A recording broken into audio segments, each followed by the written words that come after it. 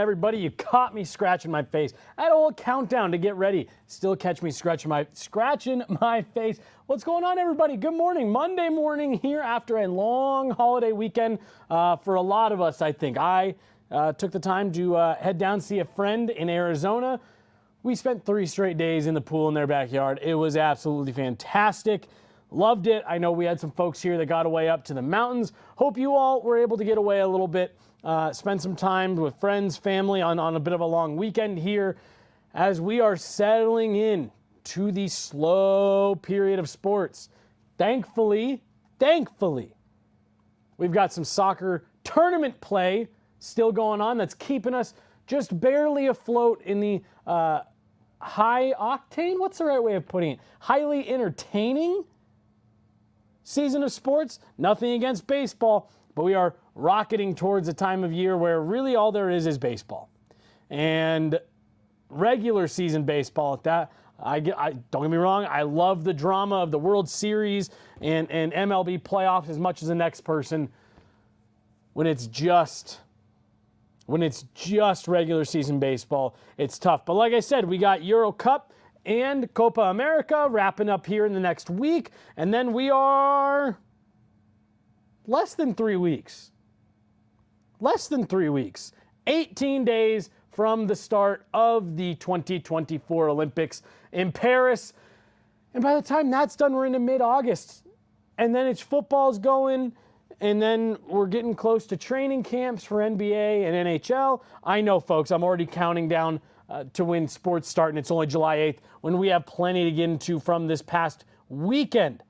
So let's do that. Instead of me droning on about when sports start up again, let's get into what happened this weekend. The Denver Nuggets finally making some moves after going a little too long, being a little bit too quiet. 2 deals get done this weekend. One a re-signing. One is Dario Saric. Croatian player, played last year for the Golden State Warriors. This will be his 9th season in the NBA. Nuggets ink him to a 2-year, $10.3 million deal with a player option in the 2nd year. He will be the backup center behind Nikola Jokic. This was obviously always going to be a point of emphasis for the Nuggets. And they get it done. Again, you know, it is always something crazy to me. You're talking about backup center, $5 mil plus each year with the player option in the 2nd year. But Saric did just play this weekend for Croatia against Greece, looking to get an Olympic bid. Greece did come out on top, but the Nuggets do get their backup center. They also do re-sign Vlatko Konkar. I hope I'm pronouncing that right. 1 year, $2.4 million. This has been a fan favorite here in Denver. Part of the championship team 2 seasons ago. Has been a serviceable player coming off the bench for the Denver Nuggets. Just the 1-year deal for Konkar, $2.4 million. I know this was one that, after losing Kentavious Caldwell-Pope, the fan base was, I don't necessarily want to say worried. You're talking about bench players here, but look, there's fan favorites. There's players that fans seem to gravitate to. Konkar has been one of those as well. So this was a big PR win for the Nuggets, if you could say it that way. But for me, and I think for a lot of fans, you know, in speaking with the other regular host of Guerilla Sports Daily, Liv Moods, who you'll see this afternoon with Nate Jackson on Guerilla Sports Football Denver at 2 p.m., she was talking about the fact that you want to see some movement. There's real change coming to the roster this year. You're going to be looking for a big step up for Christian Brown. You've lost KCP. You wanted to see some movement. You wanted to see what direction the Nuggets going to take this. How are they going to help to address the holes on this roster? Finally getting a couple things done. Like I said, landing a backup center that you knew they were going to need to play up behind Nikola Jokic. And they go with Dario Saric. Vlatko Konkar also gets the deal, bringing him back 1 year, 2.4. Nice little tidy bit of business there for the Denver Nuggets on both sides. Harrison Wynn from DNVR pointed out that, look, it's been slow. There have been losses this offseason. Maybe been looking for them to do a little bit more, but the Denver Nuggets are rebuilding themselves, a competent bench, a bench that's going to be able to contribute, help, take some of the minutes off of. And now look, this may be where I'm speaking my. There's maybe going to be some Hoops fans out there that start rolling their eyes at what I say next. I think what you saw for the Nuggets in the NBA playoffs this year was a bit of running out of steam. Maybe having to play Nikola Jokic just a few too many minutes, not having the faith in what you have coming off the bench. Obviously, there were injuries that contributed to that, Jamal Murray being one of them. But you want to see the Nuggets have a bench that is going to allow them to take some of the pressure off of those top players, take some of the minutes away from those star players so that you know that they are fresh when you need them. Nuggets are slowly chipping away at building a competent bench. These two signings are a big part of that. Stepping away from the NBA briefly and into the NHL, big news out of Dallas this morning as Bally Sports has officially dropped the Dallas Stars. The Dallas Stars did announce their new streaming platform, Victory Plus, in collaboration with, once again, following the Vegas Golden Knights lead, local television providers. The Dallas Stars have linked up with a local channel there in Dallas, meaning that if you are in the Dallas Stars broadcast footprint and you would receive local channels there through an antenna on your TV, you will be able to access Dallas Stars games for free. That's right. No bundle, no streaming package, no cable service, no I need to move up a tier, they raised my fees. You can get them for free on Victory Plus if you fall in the footprint that would allow you to get Dallas Stars local channels through an antenna on your television. We've seen two NHL teams now do this with the Vegas Golden Knights and now the Dallas Stars following suit. And it's starting to, I think, is pressure the right word? Is putting pressure, is that the right term? You're starting to see that there are viable, and not only viable, but maybe even preferred delivery methods for these games. While we sit here in Denver now having gone 7 seasons, I believe this upcoming will be the 7th season, without being able to watch the Denver Nuggets or Colorado Avalanche on television. And you're starting to see these types of agreements. And now look, I'm not going to sit here and make it sound like it's, a snap of the fingers and you're on local TV and you've got a free streaming. There's infrastructure that goes into a streaming service. There's platforming that you've got to do. There's a lot of building that goes into an app like that. Not to mention, part of the reason, not even just part of the reason, a large portion of the reason Stan Kroenke built Altitude Sports and Entertainment. Well, I guess not Altitude Sports and Entertainment. That's the overall. Altitude TV, followed by Altitude Radios, because Stan Kroenke didn't want other folks telling him when he was going to run his ads, when the games were going to be on TV, what channels they would be on. He didn't want other folks having a say in who his play-by-play and color analysts could be. That was a large driving force behind Altitude. It was something that Kroenke Sports and Entertainment, KSE, had total control over. Obviously, with companies like MSG up in the Northeast, New York, New Jersey, upstate New York, also owning Madison Square Garden, also owning the New York Rangers, and then organizations like Kroenke Sports Entertainment that own the LA Rams, the Denver Nuggets, the Colorado Avalanche.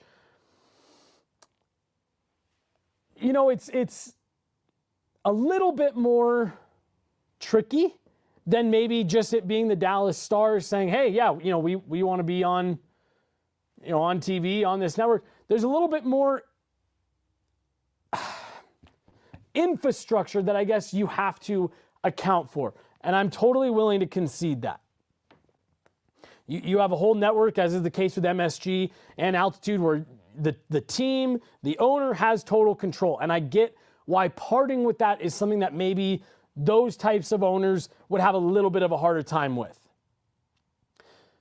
But I look at the potential of a service like this and what the Dallas Stars could do within an app that offers access, streaming access to their games, the additional content they could provide. I think about the sheer advertising opportunities that, if you're Altitude, you aren't getting right now because your product isn't on TV. And I just see so much more benefit in doing something like this and getting your product back on TV in front of your fans. Because now, keep in mind, and I don't even have the full list of all teams that are being affected by this right now, it is no longer exclusive to the Colorado Avalanche and Denver Nuggets.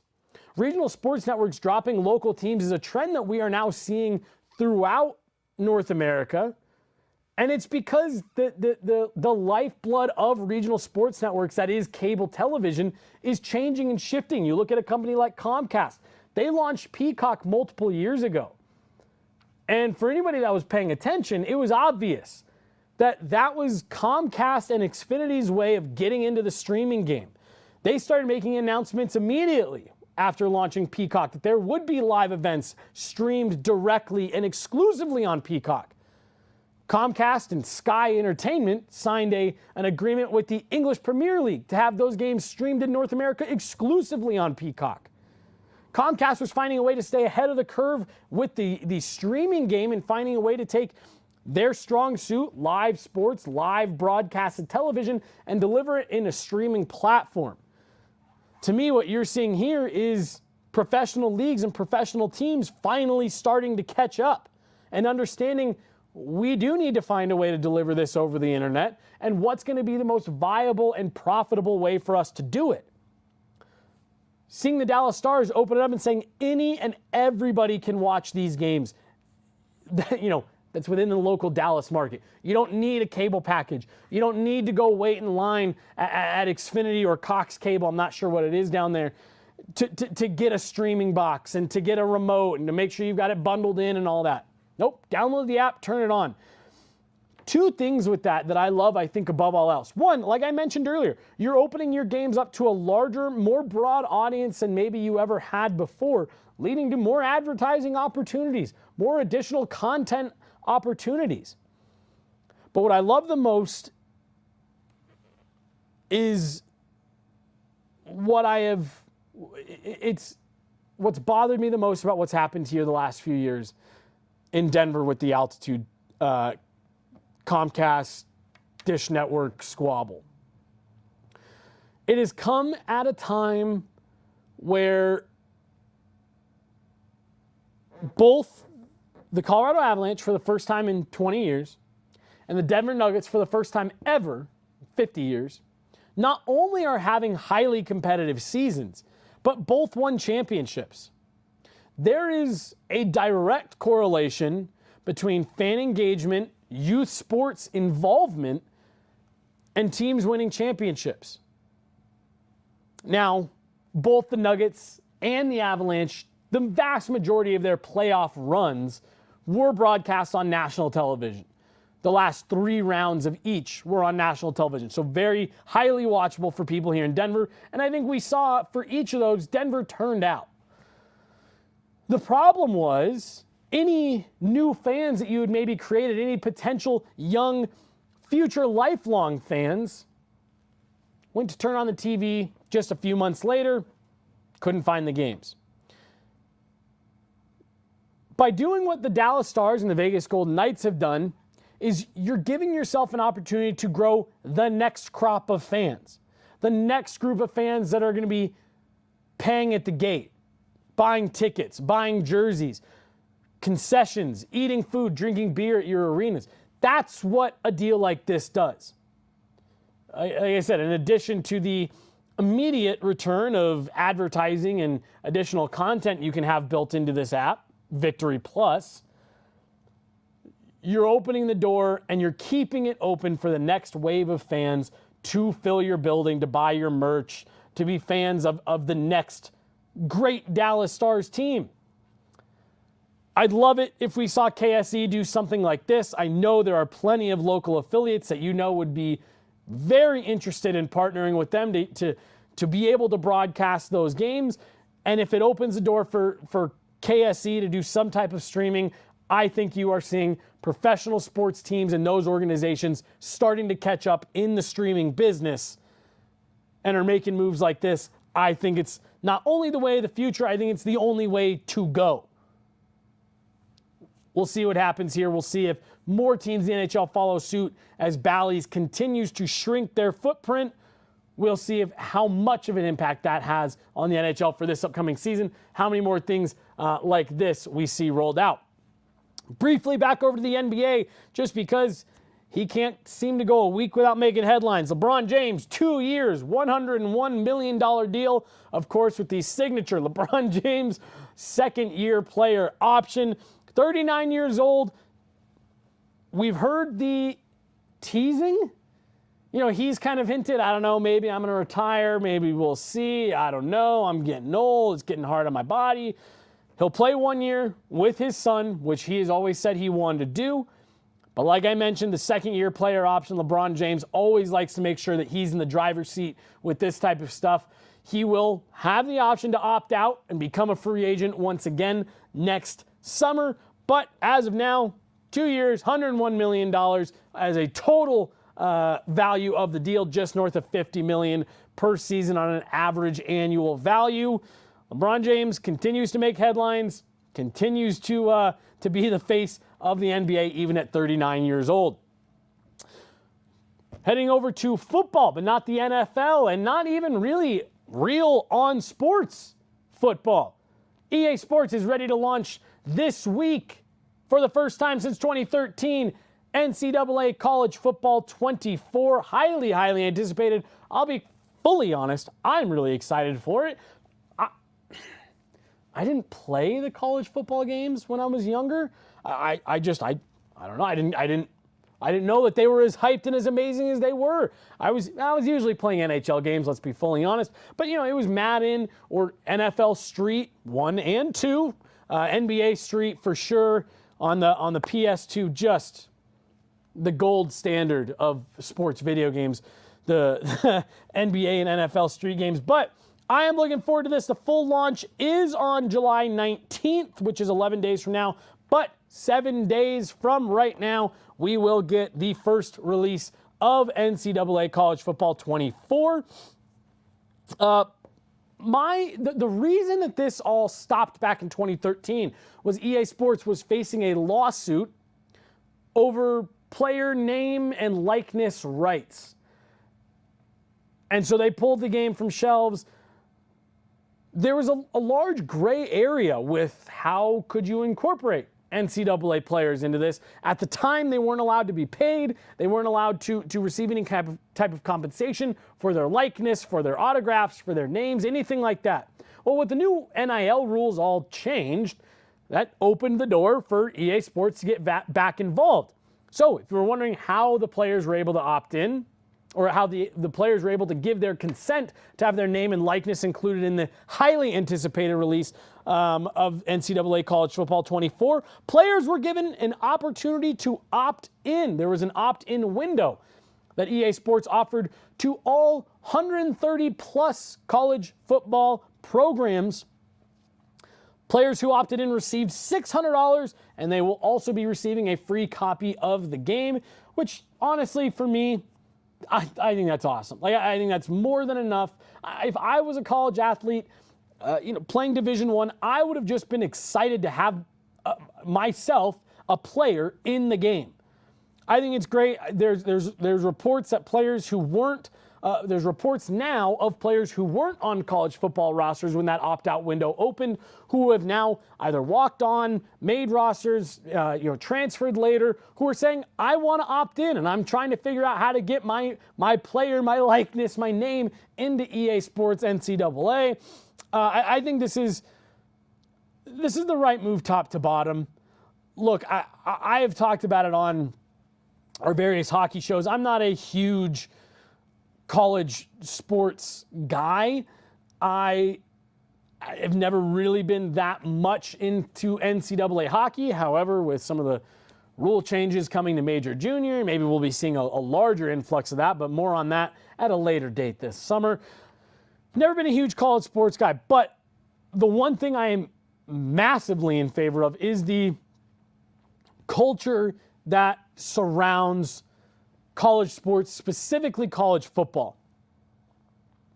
And I think creating a game like this, creating the buzz around it, and getting the buy-in from players and from universities, I'm really excited. You've seen in some of the trailers, they've included a lot of the little, like I know they've got Ralphie running before CU games. There's a lot of teams who have, real special statues, banners, things like that, traditions that they follow through on. It looks like they've included a lot of that. The student sections, I think this is a really fun way of doing this game. EA Sports has gotten a really hard time over recent years of just kind of every year redoing the same game, revamping it with updated rosters, and maybe if you're talking NFL and NHL games, some updated equipment, helmets, goalie pads, things like that. This seems like something that is totally fresh, different, and distinguishable from other games we've had recently, especially the Madden NFL games. I'm really looking forward to this one. I think there's an extra layer of loyalty that a lot of folks are going to have to their teams, their schools. I think it's really exciting. I haven't been excited for a video game launch, no joke, since I was like 16. And that's nothing against, I know I'm probably the weird one saying that. There's crazy video game launches that come out all year, every year. But this is one that I'm really looking forward to. The reviews that have come in have all spoken very highly of the game. It sounds like EA Sports did a great job on this one. I'm excited to see it. 7 days from now, you're going to get your first opportunity to get back into the game. EA Sports NCAA College Football 24. That's going to be a fun one. Looking forward to that. Rounding it out as we have for the last couple weeks with some Euro Cup as we are moving on to the semifinals here.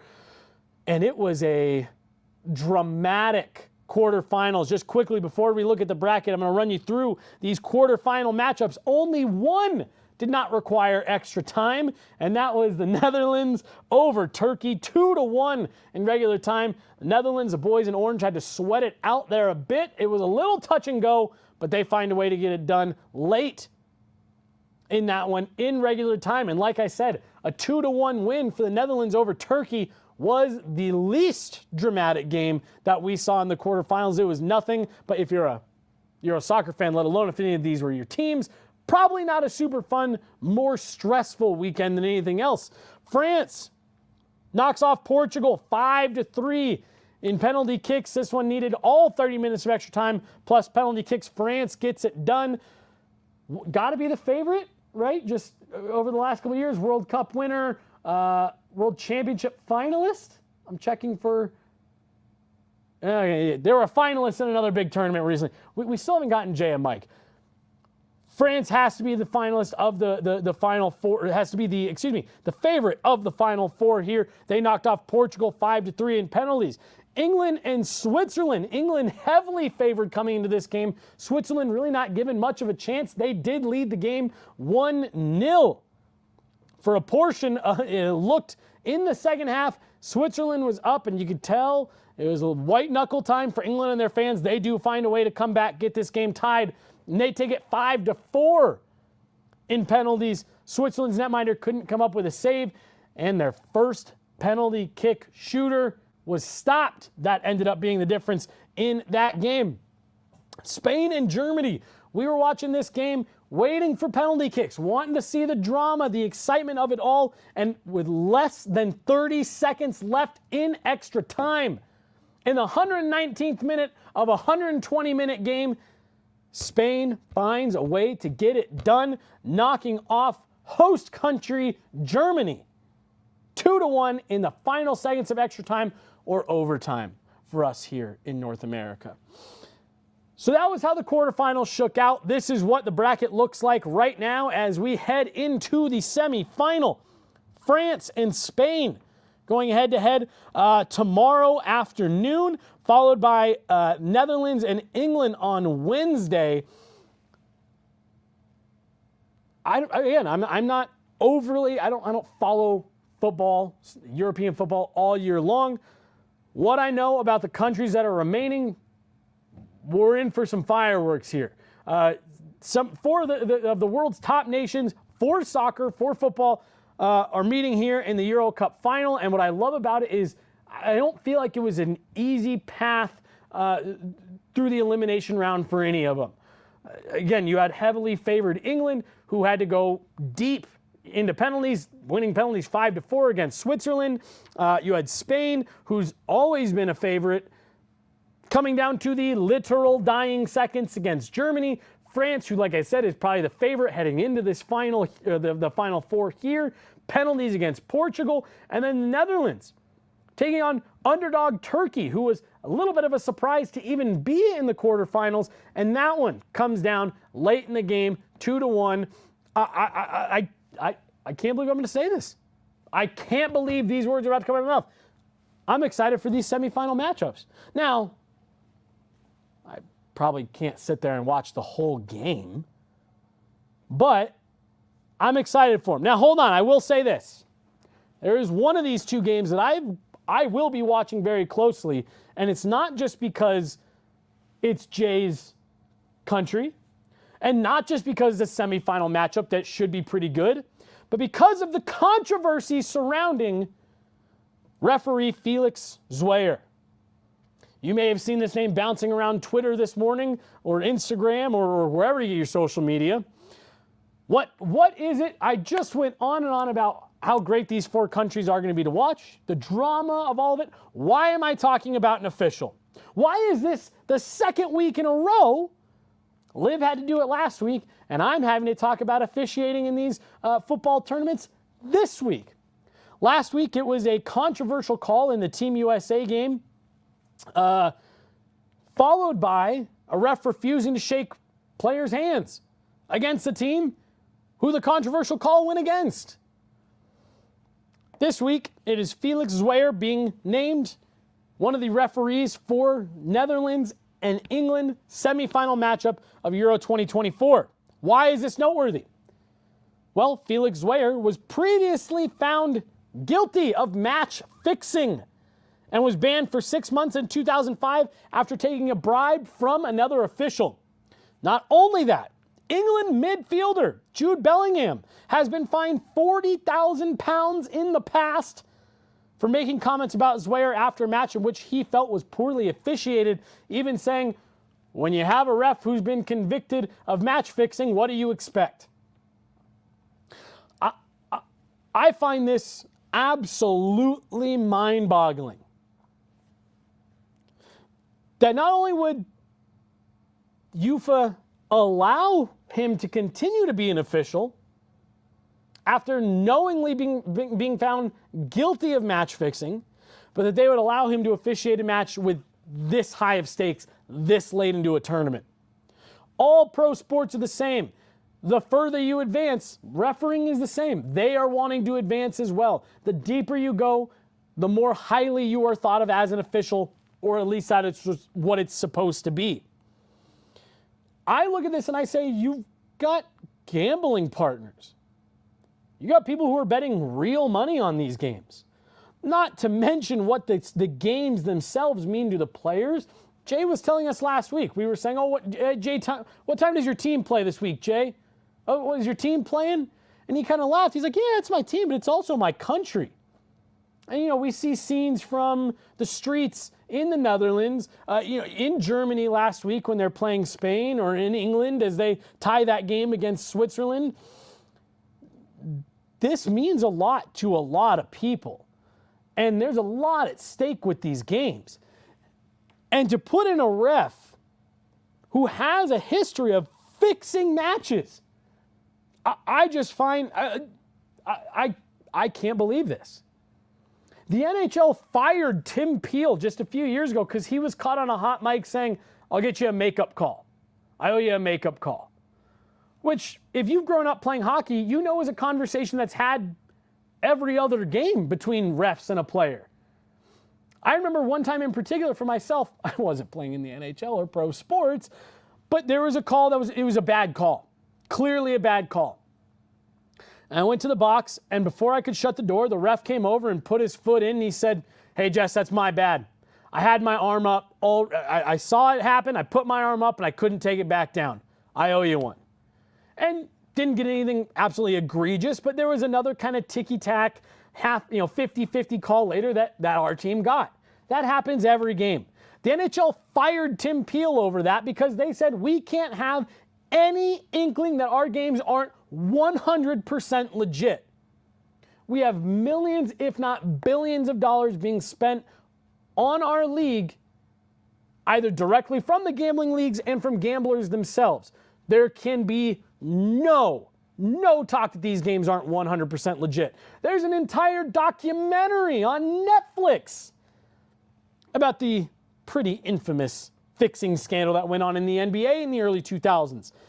Not only is Felix Zwayer still being allowed to officiate international football matches, but he has been put into a semifinal matchup between Netherlands and England, two teams that nobody would be surprised if they won the Euro Cup 2024.